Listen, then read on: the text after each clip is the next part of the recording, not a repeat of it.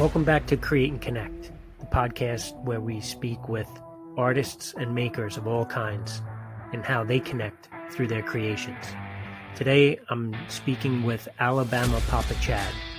He talks about what it takes to be successful in the maker community, and we start off by listening to him talking about his pizza oven, which he affectionately calls Bub.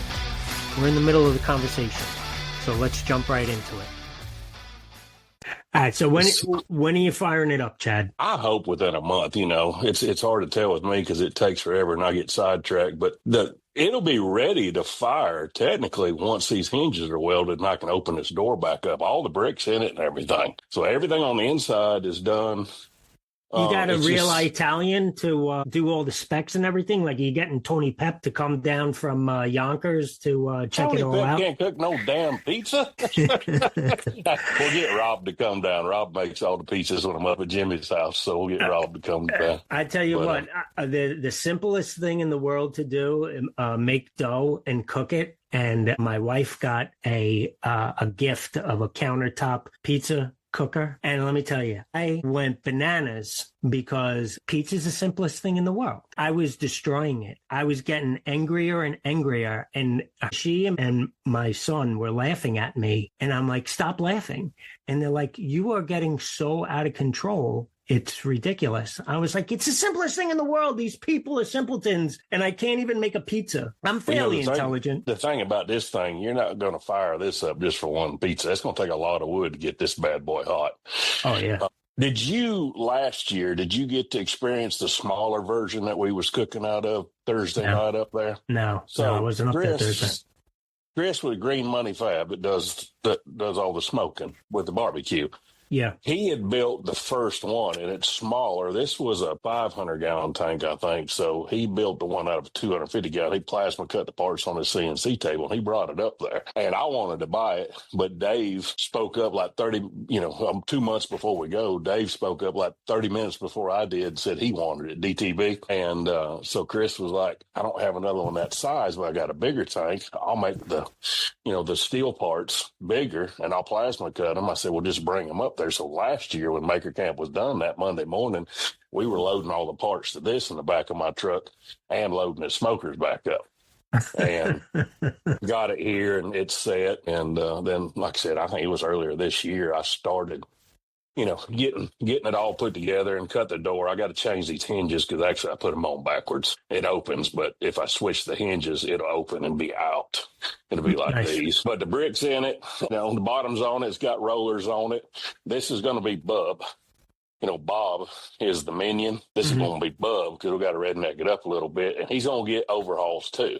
Bub's going to be yellow and have overhauls. And I may fabricate some shelves on the side. Yeah, it's going to be ready. When you say it's got wheels, like what is it? You have casters on the bottom? Oh, yeah. Yeah. So I can get you where you can see it down there. There's casters on the bottom right there. So how many people do you need to move it? You can roll it with one person on good concrete, but you're not going to pick it up. It'd probably take 5 people to pick it up. So it's going to it's got a lifting point on the top. So it's going to be my way. We're going to be able to roll it or pick it up with the excavator and come walking down with the pizza oven hanging off the excavator and put it in, or we can pick it up with a set of pallet forks on skid steer. So you got to be ready. Yeah, but we'll be able to pick it up. And what I really want to do, if it all comes to fruition, I mean, we're still thinking it up, but we figure if we won't have a workbench con, in end of February, March this year. So I'm thinking about doing something here at the house towards the end of March. You mean you're gonna have your own a shindig for us here at the house? Yeah. Well, how close are you to Workbench Con? That's in Atlanta. Yeah. Oh, that's pretty close. Yeah, you fly into Atlanta, and an hour and a half later, you're here at the White Trash Hussy. Yeah, well, listen, all I got to do is drive over the George Washington Bridge, and that's south for me. What we're thinking about is maybe towards the end of March is what I'm thinking. I won't have the big shop done, but I got the printing press I brought home, so we come up with this crazy idea while we were loading it in my truck. We could have a pizza printing and pressing shindig. I got to think about it. If I get my laser in, we could laser cut the cardboard to create a pizza box. Right. And then we could make the event poster and CNC it out and print the top of the box in the old printing press. And you wouldn't actually put your pizza in it, but you would take that home. If you want help with the CNC cutting, that's my wheelhouse. So I'm going to need a lot of help because, I got a brand new one sitting here that's all still in the boxes. I got to build a table for it. What brand did you get? I bought a Onefinity. Oh, okay, nice. When they did that whole update with the red line controller, right? I bought that.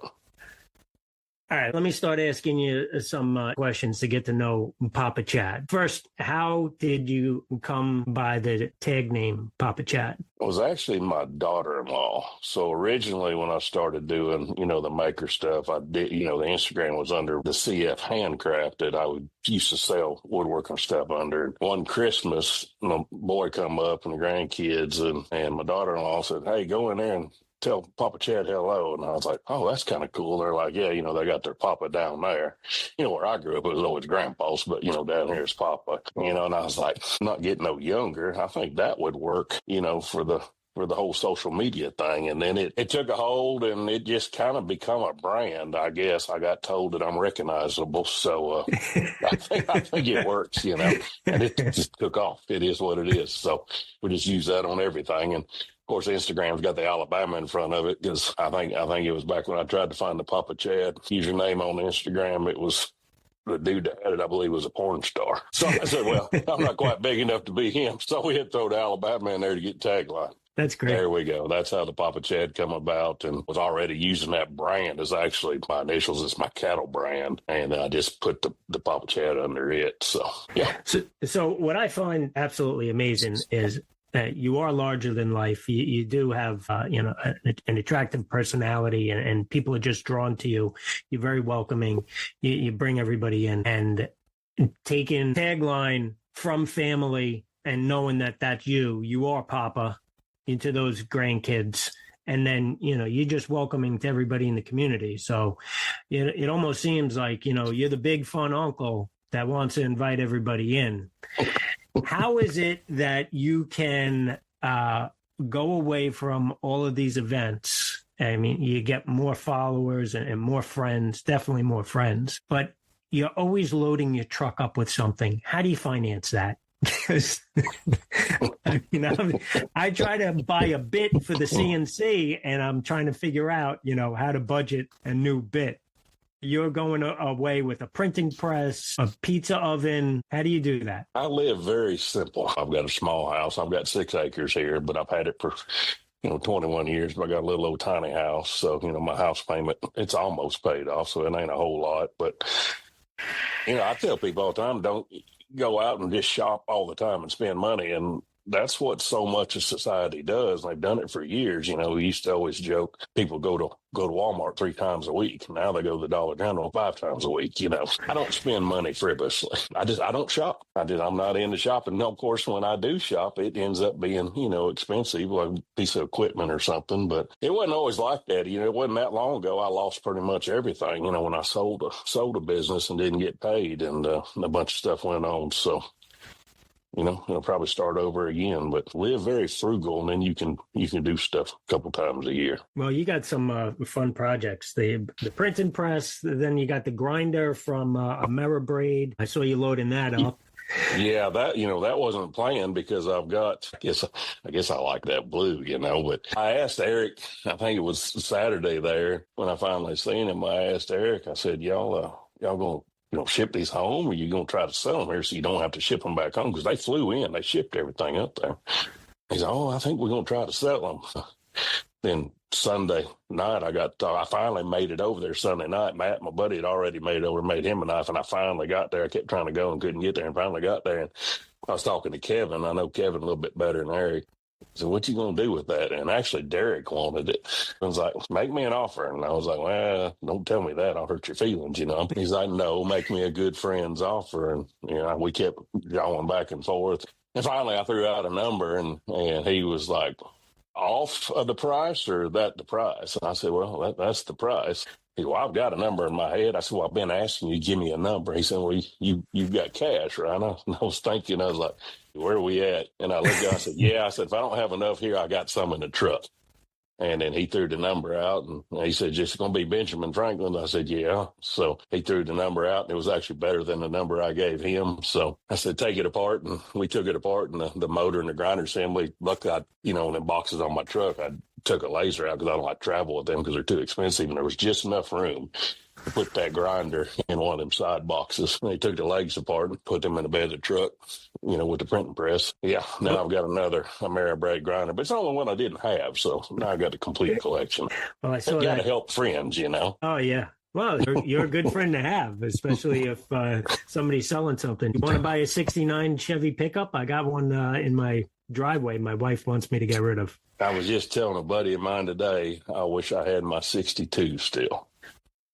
When I got back from Germany, I bought a 62 that's supposed to be redone, found out it was full of Bondo, but I brought it down here. When I got shipped down here, I drove it down here. And then it was probably 6-7 years later, I moved up to an 84 Chevrolet. And, I couldn't afford both of them. And the guy wanted that. And I gave him to him a good price. I never did get my money. And then it found it in an impound yard, and I didn't have the money to get it out of the impound yard. So I miss that old truck because it was a big back window. Most of the 62s had a small back window, and it was a fleet side instead of a step side. I'd like to have that truck again, but it is what it is. 69's nice. Is yours 3 on the tree? No, it's automatic. Used to deliver firewood in a 69. A buddy of mine had old long bed. It was orange. He put a whole cord of wood in that thing, had the old 6-banger in it, 3 on the tree, and the glass packs on it. And, hey, I paid for Christmas several times in that firewood. Yeah, that's fun. Mine is a full bed. It's low, and I got the automatic thinking that the wife would enjoy it and she would drive it around as well. But it needs a little more love, and she feels comfortable enough going to getting dropped off and picked up at the train station. That's about it. I rode the train up there my first time last year when I went and stayed at Tony's house. We rode the train all the way in. Yeah. So you went the subway to Grand Central, and then Grand Central you got on the Metro North? Well, I don't remember what it was because he's in Yonkers, so his wife took us over to the train, the above ground one, and we rode that all the way into Grand Central, and then got out there and, looked at Grand Central, and people looked at me, and I looked at them, and we went out on the street. He took me all kind of play, went down to the Rock and went up top of there. And then we took a cab down to the Trade Center monuments, and that was an adventure. And then we rode the subway over to Washington Park, where Christie's godmother does the denim. Yeah, I saw the pictures of you there, and I was doing the same tour the next day with Dennis from 21 Grams. We did pizza, we did cappuccino at Reggio's Cafe, and we went to Cat's Deli, did all that stuff. We went to the, is it John's on Bleecker Street, I believe that's where Tony wanted to go, and I told her that's where we were going. She's like, well, that's where I was going to recommend anyway. That was interesting because it was a coal-fired oven. Yeah. And I told Tony, I said, I bet that's going to give it just a touch of a bitter taste. It'd be something, and it did. I was impressed. It was enjoyable. I'd like to come back, and I may slide up there in December. We got to work some stuff out, but I may come up there. And that's great. And check out some of the other boroughs, like Brooklyn, Queens, the Bronx. See, I like food, and I like old stuff, so I'm up to checking out anything that's old and got something to eat. Yeah, well, New York is a place to do that. Now, you keep saying that come down here. I know you're in Alabama. Where were you prior to that? Like, what brought you down to Alabama? I got shipped down here to Fort Benning. So I'm just literally across the river from Columbus, Georgia. I'm outside of Phoenix City, Alabama, which is, I can go back to Columbus or I can go to Auburn, Alabama. It's both 20 minutes for me.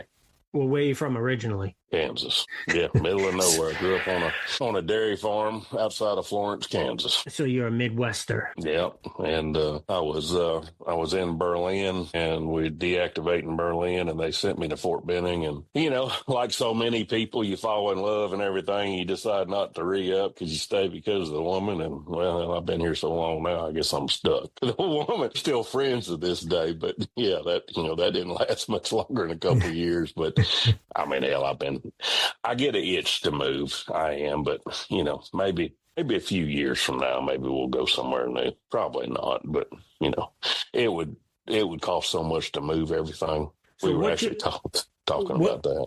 What's your full-time job? What do you do for a living? I work for myself. I have for 30 years now, I guess. Used to be in the landscape. Well, I was in the landscaping business for years, and that's actually the business I sold at the end of 2012 and never got paid. And I had a couple year non-compete there, and then I got back into doing more kind of specialized site work, smaller stuff. And really now, the last 5 years or so, I've really got back to just doing specialized environmental stuff. And I do a lot of football fields, renovations. I'll rip them all the way out and totally rebuild them. So and then that covers everything, from real 3D grading to we do all the concrete. We pretty much do everything. How big's your crew? Nowadays, I only keep a couple people. Years ago, I'd had 35 people, and I couldn't get out of the office because you gotta keep feeding that pipeline. That's an old saying when you're constantly bidding jobs, you're pushing stuff into that pipe, and then slowly stuff will trickle out. And it was too much. So now, I do some very large jobs, but I do it with a very small crew. And then I got one guy he's a younger boy that does real good, and I sub some stuff to him, or he'll come in and bring some extra guys when I need it. But I use a lot of technology, and I'm out there.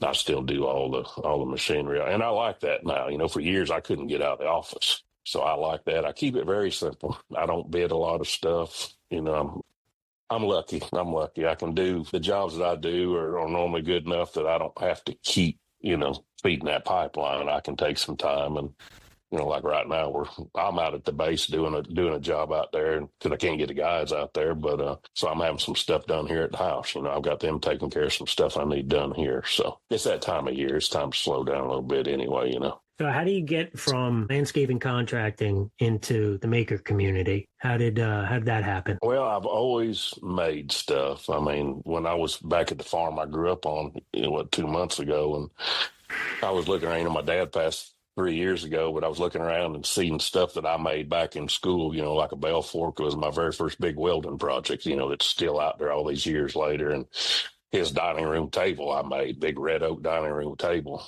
So I've made stuff from the time I was a kid, and I've made a lot of my equipment. And then, I don't know, I decided, I think it was Workbench 2020 was the first social media event that I went to, and was a nervous wreck because I don't look like most of them. And but it was good. It was interesting. That's the first time I met Izzy was up there at 2020. I brought the moonshine, so I kind of had a crowd down there in the bottom, and me and Izzy sit there and drank moonshine together, and quite a few other people. But that's how it started anyway, Did you have Instagram and YouTube back then, or did it come? Yeah, I had the Instagram. I started right about then, I guess. I had the YouTube. I've had a YouTube channel for years. From back when I used to, to run Corvettes on road courses and stuff. I've never done a lot with it, and I still don't hardly ever put anything on it, It's just finding the time. Well, and not procrastinating, because I'm terrible about procrastinating, putting something on, because I hate editing videos. I don't like it. Yeah. No, it's a lot of work. And you said you had a couple of podcasts yourself. So how many? And when did that happen? No, I've been on a couple podcasts. I thought about starting one that I've had an idea for a while, but I got to build a studio or something if I'm going to do that, But what was it, 2 years ago? I think the first one I did was Making Our Way. Mm-hmm. And I did that. What was it last year? It was last year after Jimmy's go-kart deal, the cart that I took last year up there. And then what happened to that cart? Because that It's in the cart, shop. I saw it when you brought it up there last year, and it cracked, and you had to weld it up, or the spring didn't work. What happened? Well, so at the last minute, I was finishing that one up literally the night before I left. That was a set of plans I had found. It was 20 some years old, and I bought the plans, and then I did my version of it. And the way they had it, it was actually a swing axle, and they had 2 coilover shocks, no specs on the shocks. And I ordered a couple coilover shocks and had it all set up. And we took it off this table, the computer sitting on, and put it on the floor. My buddy come over that night, and I sat down in it, and it hit the floor. So I said, well, this ain't going to work. So we picked it back up, and I welded the swing arm solid on it, and then took it out, zipped around in the wet grass, threw it in the truck, and brought it up there, and it did good. And Pat flipped it there at the end. Yeah, he got lucky he didn't get hurt. It scuffed him up pretty good. That thing, it wanted to rear and bring the front end up, and as soon as I got in it, I had a feeling it would, so I was leaning in. But it's almost 300 pounds. I was leaning in. And one of the other guys has got in it, and it picked it up for them. Towards the end, Pat wanted to get in. I told Pat, I said, go easy on this thing on the curve. And Pat done had him a few beers, after cooking. And I'm going to take it easy. He come around the second lap, and that sharp corner right down there, he bicycled it, and it went over and folded the steering wheel up. It's scuffed him up. He got, I was worried. Liquid courage will do that to you. It'll let you think you can go a little faster. Thank God that. Yes, it's actually sitting in the shop over here. I pulled some stuff off of it when I was trying to finish the one that I brought this year, but I'm going to pull the motor off of it, and then I might just hang the frame up, But I've got an idea I want to do with that motor for next year's cart. So. Yeah, I got to get one built. I wasn't able to make it this year. I went last year, and I saw your creation where you had to tack it up and everything, and a little bit of liquid courage and unrestricted, unsupervised track. A lot could happen. It was a good time. Yeah, this year's, which I'm not going to tear it apart. I wanted this one to be a burnout mobile. Actually, it's got a 150, a 125 Honda on it. Uh-huh. It's 5-speed.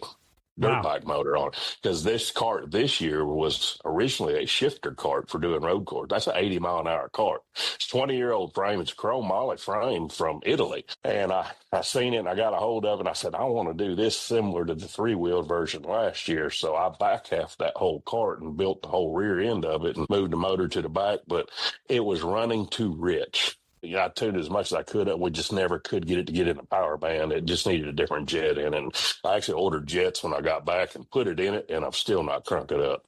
But I'm going to keep that. It's got to have different brakes on it, because I found out the brakes was wanting to leak too. But we'll bring it next year too. But that one right there, I want to just be able to burn it down with it. That's the whole idea, just stab it in a bale and just smoke it.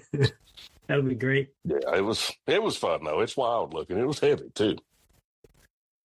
So within the maker community, you've definitely established yourself with people. Your presence, you're a personality, and you also officiated a wedding. What does it mean to you? What is the maker community? How do you define it? Because I've seen some of your Instagrams where you try to articulate what it means to you. Those monologues are definitely heartfelt. I don't know that they can actually pin down what it means, but what does the maker community mean to you? Well, it's if you let it be, it's an extended family. I mean, some of these, these folks in it, I talk to them more than I talk to my own family, which all my family, what's left, is 1,000 miles away anyway. Yeah, it's a big family. And there's a lot of good people in it. And the good thing about it is it brings people from all different walks and all different viewpoints, and just melds everybody together like a big melting pot.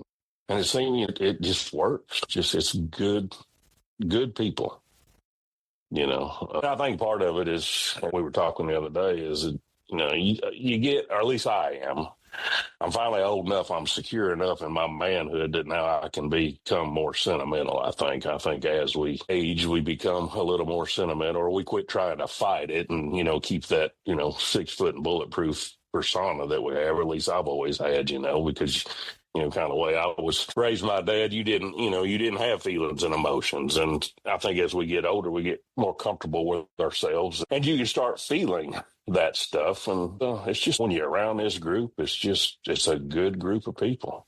You look forward to seeing them. I mean, some of these, I see them 3-4 times a year. Well, you're at a lot of events and I see like to pick up and for a day, go to Jimmy Speedway with go-kart that you made it within a week and drive a day up there. It's 2 days driving up and 2 days driving back. So yeah, and by yourself, that's a lot. Yeah. But this year, you had a co-pilot with you to Maker Camp. Well, he met me there. He didn't drive up with me. No, that was my Army buddy. So this year was extra special because it's like I say, it's part of that. Don't tell nobody I'm getting soft in my old age, ruin my persona. But, that was really special this year because this was Matt's very first Maker event he had ever been to. And from the sounds of it, that was the right one to bring him to because he had awesome time. Well, I don't think there's a bad one to go to. And to invite somebody that close to you into your new inner circle. And I know what you mean by calling it a family. And because, yes, there's a lot of people that I probably would not spend with day to day at Maker Camp. However, when you get there and you get to work on whatever you're focused on, whether it's forging the knife or carving the axe handle, for me, it was shaping the hat with Jesse from Gray's Collectives. I spent all weekend just working and focused on that. But inviting one of your close friends to say, share this with me, and having that reaction and, you explaining it on Instagram during the reel, I get it. It's awesome. And if you're not a maker, my wife she's not creative in that way. She's not a maker, but she saw me go to the Pine Barrens Maker Fair. It was more of a craft fair where you were selling your making products. And she saw the interaction that I had with a couple of makers down there, like Danny from Upper Room Creations. And, I met Danny this year at Workbench. Yeah, he's a super guy. And he and I were both in the fire department, different departments, but same career. So we have that connection. And then Tiffany was there, night carving, and she was there supporting Cutsall. And my wife got to see me interact with other makers. And she's like, I've never seen that side of you where you instantly connect when it's not a family member. And even being a part of the fire department in the past, it's a different sort of bond. But the maker community is really something special because people want to see you succeed. They're a fan of what you're doing, even if it is the same making. Like if you're a leather crafter, they want to see what you're doing and what you're working on. They're not going to put you down. At least I haven't seen this. They're not going to try to steal something from you. How do you do it? Well, what works for you? What tools are you using? That's what makes it special. Everybody, there's no competition. Right. Now, I'd be realistic. There is, just like in anything, you have your cliques, And one thing I've noticed after being in for several years now, and I think I'm fortunate that I seem to be able to bridge, I think that's how you'd say, kind of bridge the gap. I can go talk to the people that's doing the epoxy. I can talk to the guys that make knives for a living. I can talk to the woodworkers, and I stand out like a sore thumb. So I can talk to everybody, and I think that, that is helpful. And a lot of that, a lot of people, and even Matt was kind of like that when he got there, you're nervous. You get around that many people. My first, this was my third Maker Camp, and I was still nervous. When I went to my first one, that was my third or fourth social media event, Maker event. But I was nervous, And then last year, more people came up to me and knew me. How they knew me, I don't know, but they knew me and they introduced themselves. And so it gets a little bit easier the longer you're in it. But you got to be open to talk to anybody because everybody just melds together. Like I said, it's a homage podge of people. The hat stuff really took off this year. Yeah. And, that was neat to see. Well, So and you look you how many guys that brought in, people doing hats. Look how many people wore hats this year, you know. so I think you and Rob had a big part of that because last year you asked Jesse if you could do your Yeah. own hat. Now you have Yeah. done hats before and you Yeah, shape in the I always shape all my own hats, but I had never taken a hat from a raw hat body. What I always do, which is this one is time to go and take the one that I wear up there and make it the daily hat, is I always buy what they call an open crown hat. So it's been blocked and its size and got sweatband in it, but it's just the dome. It's just an Mhm. open crown. And then I shape all of my hats from there, whether it's the straw ones or felt ones or whatever. But I had never blocked one from the start. I reached out to Jessie last year and I said, hey, can you get me a beaver belly? I know it's going to be expensive. So she brought a hat just for me and built that there. And a lot of people come in and she sold several hats that day. But this year, I think she sold quite a few. Well, So it really went over good. she scheduled it and she got them all sold out. Bob having the at night and everybody having the picture by Mark Adams. And that's the camaraderie of the maker community that is really special. Yeah, And Justin had a big part of that because when Justin was him and Morgan, was it Montana he was in this summer or Wyoming? But they were up there and he went to a hat shop up there. A gal that does just like Jesse does had her hat shop. And that black hat that he's wearing, that gal made for him. And then Morgan had a hat made and Justin started wearing his hat. And then when we were actually at the wedding, American Jenny's wedding, Justin and Rob was talking about that. And he's like, man, let's do a hat day and we'll all get a picture. And then, it was originally planned for Sunday. And then they were talking about rain, and I told Justin, I said, there's different levels of hats, the different prices. So a beaver belly, if it's going to get wet, that's what you really want. Your blended hats don't need to get wet because they're going to lose their shape. And I told him, I said, look, y'all might need to move this a little bit because you don't need the majority of these. You don't really want to get any good hat wet. The majority of these hats don't need to be out here in a downpour. So they moved it up to Saturday, and man, there was a lot of people that had hats. yeah, That was really neat to see. But that was all Justin and Rob. I showed Justin how to set his hat a little bit different. And I then explained to Justin about that, up there when we were at the wedding, and he had his hat just kind of, well, he just didn't have it right. I told him, I said, look, you're tall as shit, so you need to set your hat this way. 99% of wearing a hat is having confidence in yourself. And so how you learn to set your hat is, you're going to, once you wear a hat, a lot of people, the first time I wore a hat, I remember you feel like everybody's looking at you because you got this hat on and you don't know exactly how you want to set the hat, and you grow into your hat, you learn your style, and then you become comfortable. And once you become comfortable and secure in yourself wearing a hat, then you can just rock and roll it, And you see a person change. You can tell when a person's comfortable, with their hat. Well, I was peacocking around the field up in the Blackthorn once my hat was done, and then I had to hang around the weaver tent and wait till they walked away so I could get an 1.5-inch piece of leather to make it a hat band. And then I had Curtis Bowen. He was doing the copper leaves and flowers. He bent the cigar clip for me to put on my hat band. That looked cool. When you put that on there, I was like, okay, I get it. And that copper just worked. Yeah. So I finished it up the other day where I took the torch to it and then I brushed it with a little more sandpaper and I waxed the crown so I can use the top as an ashtray. And I got the Bumbleshoot B Nuba wax. So it's on the top and, I can just flick an ash in there and sit the cigar and enjoy myself. I seen your reel doing that, but just don't flick an ash in one of my hats. We'll be all right. Fair enough. I'm not flicking an ash in any other man's hat, so don't worry about it.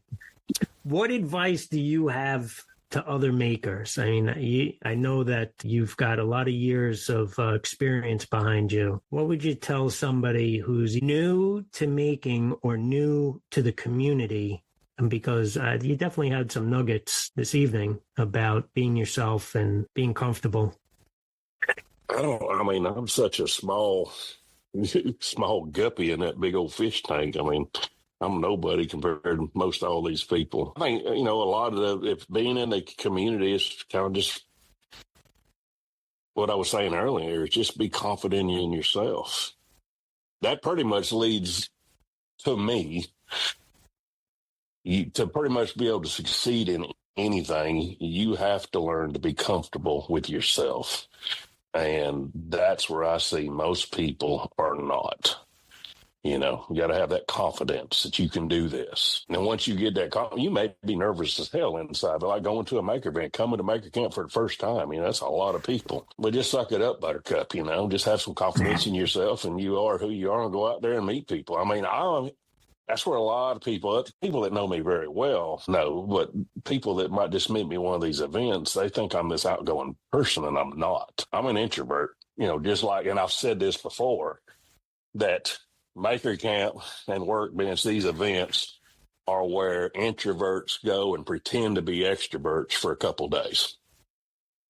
And I think the majority of people, that we have at these events, they are introverts. I memean, other than my employees, I'm by myself 99% of the time, because I don't go out and do functions and go to town, and I just don't do that stuff. So, most of the time I'm by myself or with a very, very small group, but a couple times a year, I'll go to one of these maker events, and you just got to have confidence.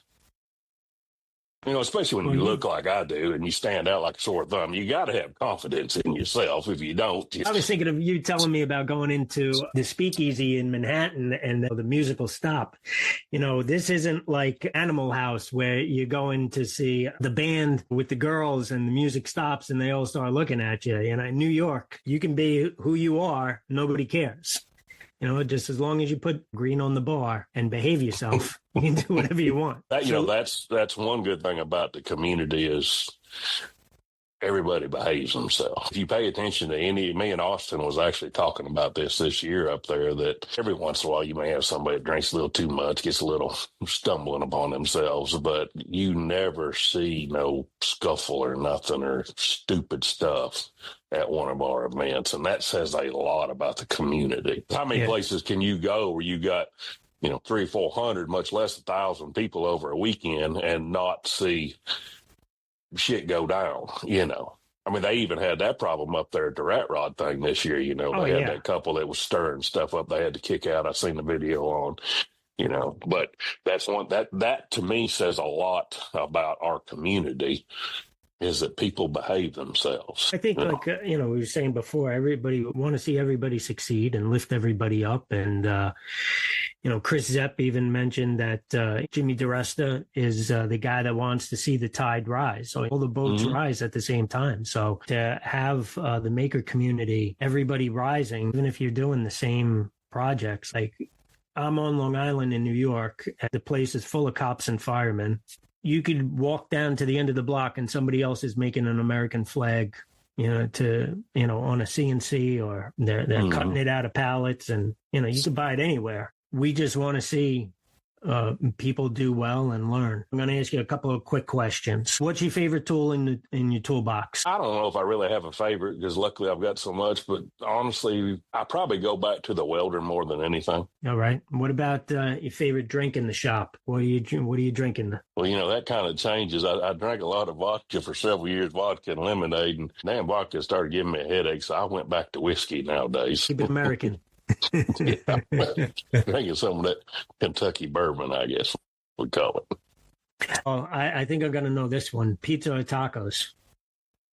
Well, I like both. I'm a big time taco person. I love me some Mexican food, but I love me some pizza too. And like you, I've got a propane pizza oven too, so that gets used a couple times a week. All right.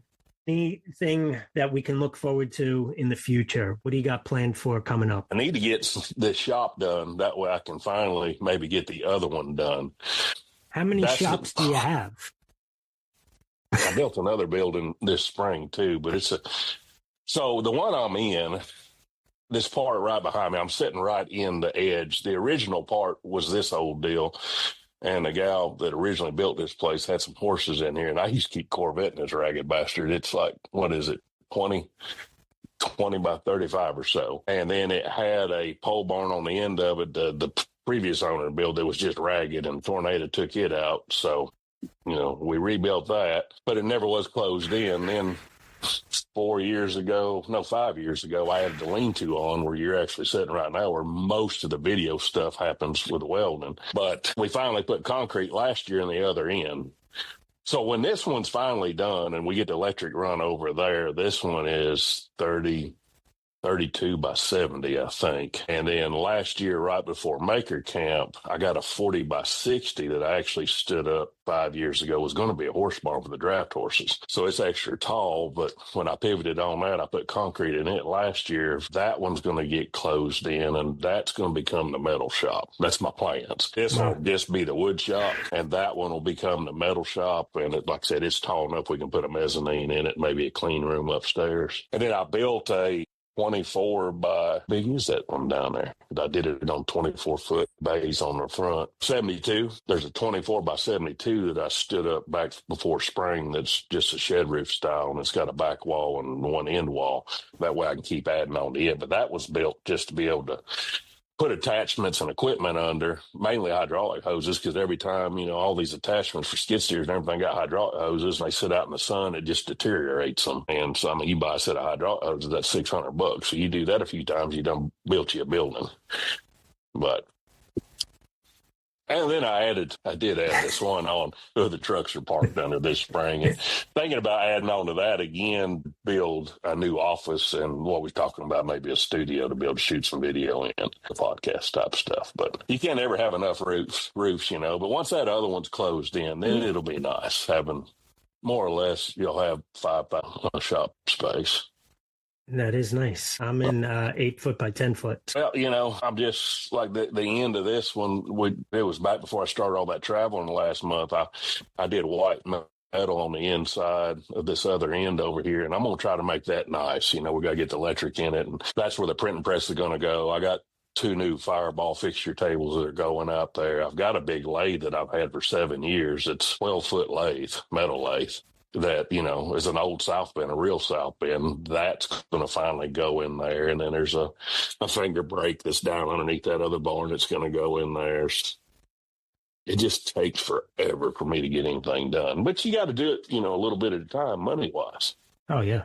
That slowed me down this year because I was going to close the big barn in, but then I bought mulching head attachment for my excavator. So, I struck a $30,000 check for that, and I was like, well, I guess we're closing the building in now. But, you got to have tools to make money, so.